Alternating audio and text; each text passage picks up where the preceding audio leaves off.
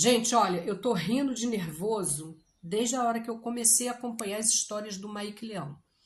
Tô aqui nervosa, tá?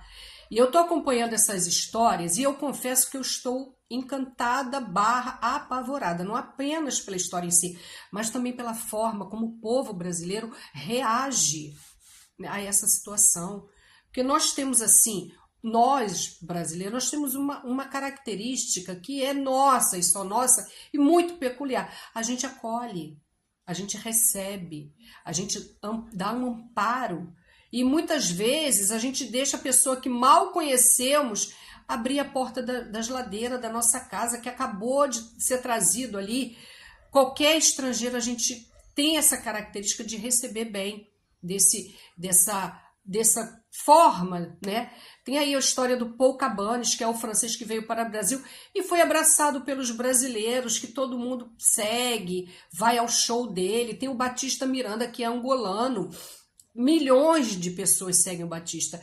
E a gente gosta dele, da forma como ele se expressa, das coisas que ele fala. A gente tem história do russo, irlandês, americano, inglês, que o Brasil se apaixonou por esses influenciadores ou estrangeiros que vêm. E acaba que eles conquistam uma legião de seguidores.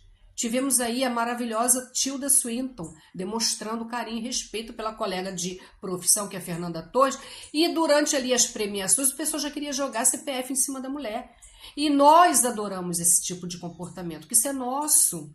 Nós adoramos. E no sentido de adoração, também, qualquer um que vem de fora para o Brasil com carinho. Mas aí surge a minha dúvida, como seria, dentro da minha cabeça, se nós vamos acolher ou não todo mundo, já que a gente acolhe todo mundo, nós vamos acolher o ET quando ele chegar, porque convenhamos, já teve aí relato, já teve aí mais de um caso que viu luzes, já teve testemunha, né, que viu luzes, já teve gente que presenciou, e teve a história também do Mike, que gravou som. Aquilo me deixou assim, em pânico. Foi aí que veio o meu medo. E aí eu te pergunto, qual é o protocolo do brasileiro para o extraterrestre? Porque acolhimento é uma coisa, amparo é outra. Na minha cabeça, acolhimento é sobre o CPF. Amparo aí já é o cartão do SUS. São etapas diferentes.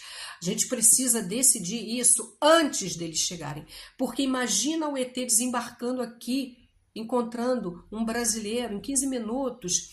Alguém já vai estar ali oferecendo um café, um pão de queijo, perguntando como é que foi a viagem, se teve turbulência, se ele descansou, se já dormiu, se já almoçou.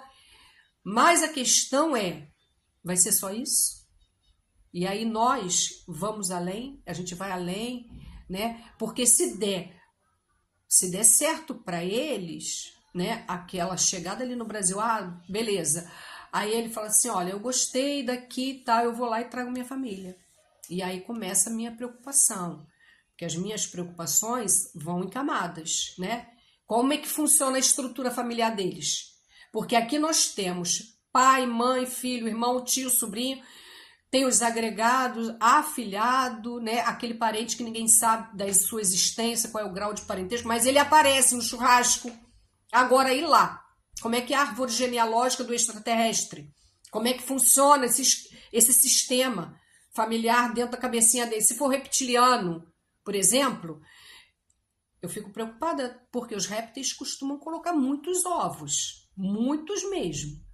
Nós, humanos, a gente geralmente gera um filho de cada vez, às vezes 2, às vezes 3, mas não é regra, entendeu? Já teve gente que teve 4, 5, mas não é a regra. Agora você imagina um extraterrestre chegando aqui sem avisar. Eu gostei do Brasil, eu vou lá e volto com 428 filhos. E aí? Porque eles põem ovos assim, um monte. Como é que a gente se organiza com relação a isso? Se for o Anunnaki, por exemplo, como é que funciona o sistema de reprodução deles? Existe pensão interplanetária, tem reunião de família, galáctica, existe grupo de WhatsApp cósmico? São essas perguntas que para mim é importante, que eu sou taurina com ascendente em virgem. uma lua em Capricórnio. Eles lá têm signo, porque eu conheço o brasileiro ele é capaz de encontrar um ET perdido na rua e já convidar para passear, para ir para ceia de Natal, vai comer uma rabanada. Mas a gente precisa combinar algumas regras antes. Vai ser só acolhimento, vai ser amparo, ele vai ter CPF, ele vai poder se tratar no SUS, vai ter direito ao voto, vai sair aí como madrinho de bateria numa escola de samba, porque as escolas de samba fazem isso, né? Botam lá qualquer pessoa. Porque uma coisa certa, gente, se o ET chegar no Brasil e encontrar um povo receptivo como o nosso, existe uma grande chance dele nunca mais querer voltar para a terra dele. E se o planeta dele estiver sendo destruído? Sinceramente, olha, conhecendo o brasileiro, eu não duvido que em poucos meses já tem aí extraterrestre abrindo canal no YouTube, participando de entrevista de podcast, entendeu?